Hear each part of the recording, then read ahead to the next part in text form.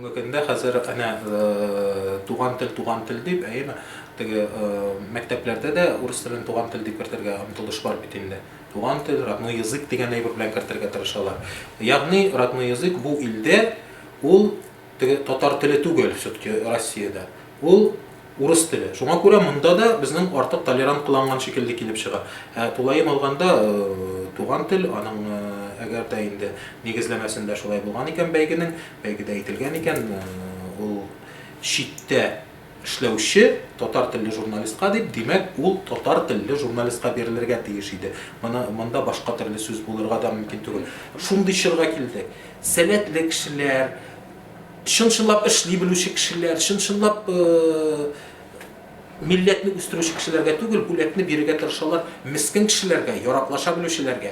Менә монда да, бу очракта да, бу татар кызы да дөрес иттереп яраклашкан дип уйлыйм мин. Матур иттереп, чөнки ул урыс телле сайтларда нәрсәдер эш алып барган анда. Белмәдек, күрмәдек дигән әйбер бик иң җиңел юл.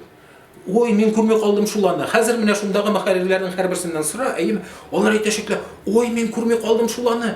Ой, юк, жюрида юк, мин белмәй калдым шул. Аны бит фәлән тәкъдим итте, аны бит төгән кеше тәкъдим итте" дигәнрәк шундый сүзләр белән кытылып калачаклар бөтенесе дә.